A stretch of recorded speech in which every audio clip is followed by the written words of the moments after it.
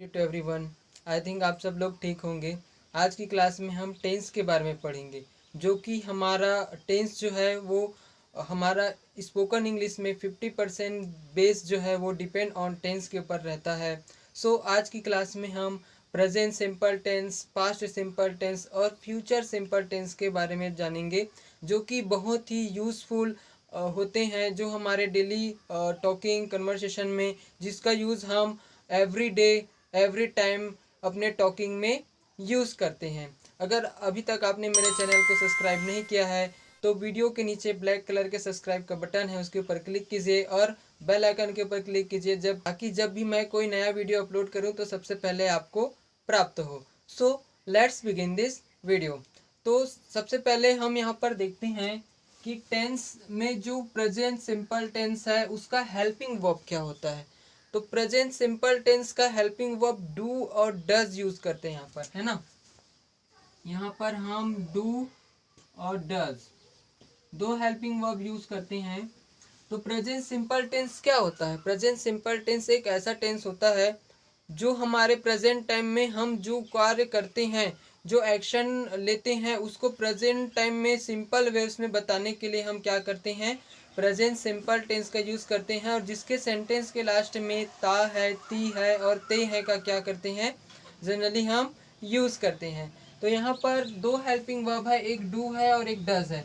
तो डू जो होता है वो एक प्लूरल फॉर्म के लिए यूज़ किया जाता है, इसके साथ हम प्लूरल सब्जेक्ट का यूज़ करते हैं। यहाँ पर प्रेजेंट सिंपल टेंस में एक एक्सेप्शन होता है, आई जो होता है वो सिंगुलर से प्लूरल में चला जाता है। तो यहाँ पर हम डू के साथ जो सब्जेक्ट यूज़ करेंगे, I, we, you, they, these, those, है ना। और जो डज हमारा हेल्पिंग वर्ब है उसके साथ हम सिंगुलर सब्जेक्ट यूज़ करते हैं, जो कि हमारा ही, सी, इट और नेम के रूप में हम यूज़ करते हैं। तो चलिए अब देखते हैं पास्ट सिंपल टेंस। इसका हेल्पिंग वर्ब क्या होता है? डीड होता है। इसमें क्या होता है कि पास्ट सिंपल टेंस हमारे बीते हुए समय में हम जो भी एक्शन किए रहते हैं उसको पास्ट तरीके से हम सिंपल तरीके से उसको बताते हैं, है ना। जिसके सेंटेंस के लास्ट में ता था, ती थी, ते थे का यूज़ करते हैं, या उसमें बड़ा आ, छोटा ई, बड़ा ई, छोटा ए और बड़ा ए आदि का सेंटेंस के लास्ट में साउंड के अकॉर्डिंग यूज़ किया जाए, तो वहाँ पर हम क्या यूज़ करते हैं, पास्ट सिंपल टेंस यूज़ करते हैं। और इसका हेल्पिंग वर्ब क्या होता है? डीड होता है। और एक ही हेल्पिंग वर्ब के साथ पूरे सब्जेक्ट का यूज़ किया जाता है, वो सिंगुलर रहे या प्लूरल रहे। तो यहाँ पर ऑल सब्जेक्ट का यूज़ हम किसके साथ करेंगे? डीड के साथ करेंगे। क्लियर है?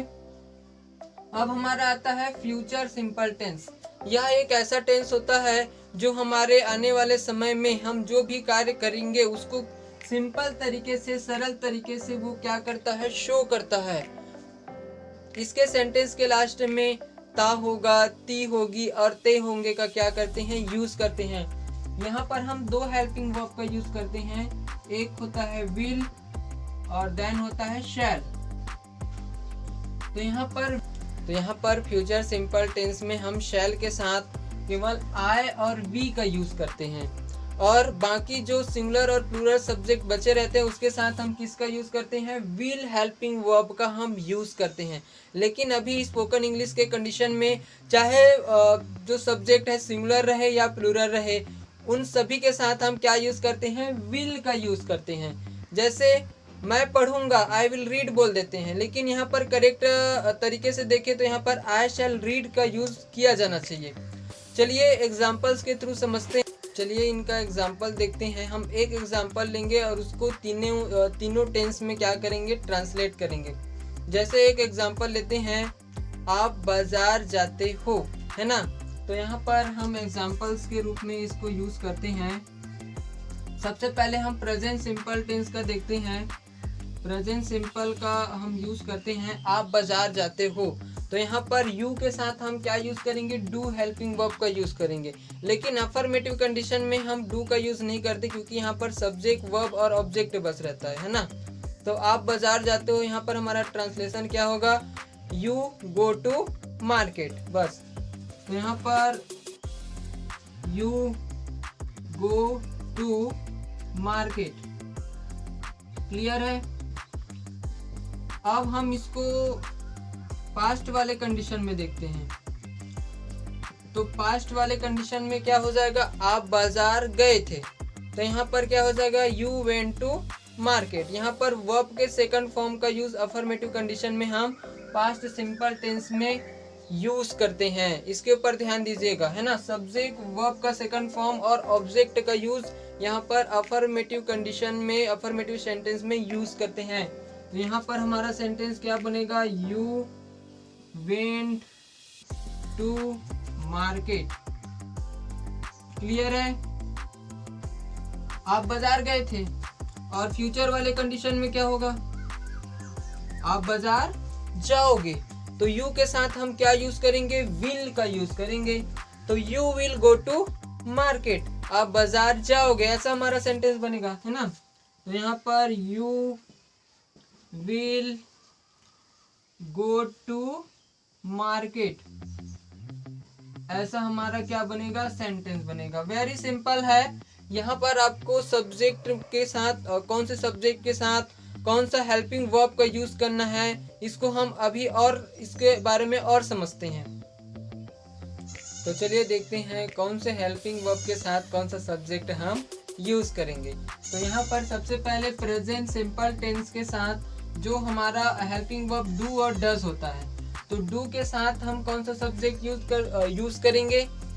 यहाँ पर एक्सेप्शन में बताया था, आई जो होता है वो सिंगुलर से प्लूरल में चला जाता है, ये टेंस का रूल्स होता है। तो यहाँ पर हम डू के साथ आई, वी, यू, दे, जो कि हमारा सिंगुलर सब्जेक्ट है। आई मीन्स क्या होता है, मैं, एक अकेला, है ना। और हम मीन्स क्या होता है, एक से अधिक, है ना, जो कि एक प्लूरल फॉर्म में यूज किया जाता है। तो उसके साथ हम क्या यूज करेंगे, डू का यूज करेंगे। क्लियर है? यू मीन्स क्या होता है, तुम और आप, है ना। छोटों के लिए तुम बोलेंगे और बड़ों के लिए आप बोलेंगे। दे मीन्स क्या होता है, वे, जो कि एक रिस्पेक्टेबल पर्सन के लिए दे का यूज किया जाता है। नेक्स्ट हमारा है डज। डज के साथ हम क्या यूज करते हैं, सिंगुलर सब्जेक्ट। जैसे ही मीन्स वह, कोई बॉय के लिए यूज कर सकते हैं, है ना, जो एक के लिए यूज किया जाता है। सी, कोई गर्ल के लिए। इट और नेम, किसी का नाम, राम, श्याम, घनश्याम, है ना। इट वस्तुओं के लिए करते हैं, थिंग्स के लिए, तो उसके साथ हम क्या यूज करेंगे, डज का यूज करेंगे। अब नेक्स्ट हमारा है past simple tense. Past simple tense का हेल्पिंग वर्ब क्या होता है, डीड होता है, जो कि ऑल इन वन। डीड के साथ पूरे जितने भी सब्जेक्ट हैं, I, we, you, they, he, she, it, name, सभी के साथ हम क्या यूज करेंगे, डीड का यूज करेंगे। ध्यान रखिएगा इसमें एक रूल्स होता है अफर्मेटिव कंडीशन में। यहाँ पर एस और ई एस का क्या किया जाता है, यूज किया जाता है। अगर वर्ब के फर्स्ट फॉर्म के साथ एस एच, सी एच, ओ एक्स और डबल एस आ जाए, तो उसके साथ ई एस लगाकर क्या बनाते, के साथ अफर्मेटिव कंडीशन में एस लगाकर उसको क्या करते हैं, यूज करते हैं। तो यहाँ पर एग्जांपल्स के थ्रू मैं इसको क्लियर करूंगा। अब हम पर देखते हैं फ्यूचर सिंपल टेंस। इसका दो हेल्पिंग वर्ब होता है, एक शैल होता है और एक विल होता है। तो शैल के साथ हम आई और वी सब्जेक्ट का क्या करते हैं, यूज करते हैं। और विल के साथ हम क्या यूज करते हैं, you, they, he, she, it, name, this, that, those, और दिस का भी हम यहाँ पर क्या करते हैं, यूज करते हैं। यहाँ पर दिस मीन्स क्या होता है, ये, जो एक से अधिक वस्तुओं के लिए, पास की चीजों को बताने के लिए हम क्या करते हैं, दीज का यूज करते हैं। यहाँ पर दैट का यूज करते हैं पास्ट की चीजों को, किसी चीज को इशारा करने के लिए। और दोज मीन्स क्या होता है, वे होता है, दूर की चीजों के लिए जो एक से अधिक हो उसको बताने के लिए हम दोज का यूज करते हैं। चलिए एग्जाम्पल्स के थ्रू समझते हैं इसको। तो चलिए यहाँ पर हम कुछ एग्जाम्पल्स के थ्रू कॉन्सेप्ट को समझते हैं। तो यहाँ पर एक एग्जाम्पल मैंने प्रेजेंट का लिया है, ही सिंग्स अ सॉन्ग, वह एक गाना गाता है। तो यहाँ पर वह एक गाना गाता है, यह हमारा अफर्मेटिव सेंटेंस है। और इस सेंटेंस के अकॉर्डिंग हमने वर्ब के फर्स्ट फॉर्म के साथ क्या यूज किया है, एस यूज किया है, क्योंकि ये क्या है, सिंगुलर फॉर्म है। और सिंगुलर फॉर्म के साथ कॉन्सेप्ट के अकॉर्डिंग हम क्या करते हैं, वर्ब के फर्स्ट फॉर्म के साथ अगर उसमें SH, CH, OX और डबल S ना हो तो S लगाकर हम क्या करते हैं, सेंटेंस में उसका यूज करते हैं।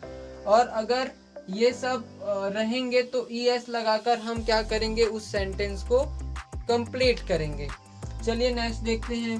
पास्ट में क्या बनेगा, वह एक गाना गाया, तो ही sang अ सॉन्ग, ऐसा हमारा क्या बन जाएगा, सेंटेंस।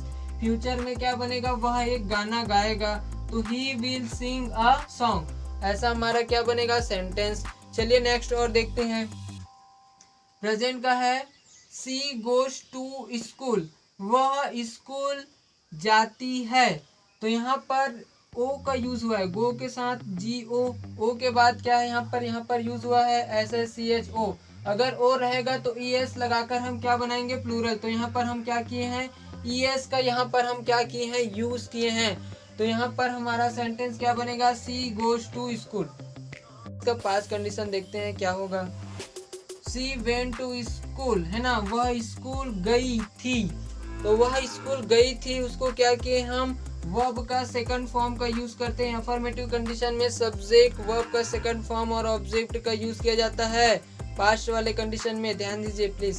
तो यहाँ पर सी वेंट टू स्कूल, वह स्कूल गई थी, और फ्यूचर में क्या हो जाएगा, सी विल गो टू स्कूल, वह स्कूल जाएगी। क्लियर है। अब हम इसका एक और एग्जांपल देखते हैं। प्लूरल वाला कंडीशन में हम देखते हैं नेगेटिव कंडीशन में। तो यहाँ पर एक एग्जांपल लिए हैं, we do not read the book, हम बुक नहीं पढ़ते हैं। तो यहाँ पर हम बुक नहीं पढ़ते हैं, उस कंडीशन में हम क्या बोलेंगे, we do not read the book. और यहाँ पर पास्ट वाले कंडीशन में हम क्या बोलेंगे, हम बुक नहीं पढ़े थे, ऐसा हम क्या करेंगे, यूज करेंगे। तो यहाँ पर क्या हो जाएगा, we did not read the book. और फ्यूचर वाले कंडीशन में क्या हो जाएगा, हम बुक नहीं पढ़ेंगे, क्योंकि नेगेटिव बना रहे हैं ना। तो यहाँ पर we shall not read the book, we के साथ हम शैल का यूज करते हैं, क्योंकि आई और वी सब्जेक्ट के साथ हम शैल का यूज करते हैं। तो यहाँ पर we shall not read the book, हम बुक नहीं पढ़ेंगे, ऐसा हमारा क्या बन जाएगा, सेंटेंस बन जाएगा। आई थिंक आपको कॉन्सेप्ट क्लियर हुआ होगा। जैसे एक और एग्जांपल हम लेते हैं, जैसे मैं इंग्लिश बोलता हूँ, तो यहाँ पर हमारा सेंटेंस क्या हो जाएगा, आई स्पीक इंग्लिश। और पास्ट में बनाए तो मैं इंग्लिश बोला, तो यहाँ पर क्या हो जाएगा, आई स्पोक इंग्लिश, मैं इंग्लिश बोलूँगा, ये फ्यूचर वाला कंडीशन है। तो आई शैल स्पीक इंग्लिश, ऐसा हमारा क्या बनेगा, सेंटेंस बनेगा। तो इस टाइप्स का सेंटेंस आप अपने डेली कन्वर्सेशन में यूज़ कर सकते हैं। आई थिंक आपको कॉन्सेप्ट क्लियर हुआ होगा। तो आज की वीडियो के लिए बस इतना ही। अभी तक आपने मेरे चैनल को सब्सक्राइब नहीं किया है तो प्लीज़ सब्सक्राइब वाले बटन में जाकर उसके ऊपर क्लिक कीजिए, और कमेंट में बताना ना भूलें कि वीडियो कैसा लगा। वीडियो अच्छा लगा तो वीडियो को लाइक ज़रूर करें। Thank you so much.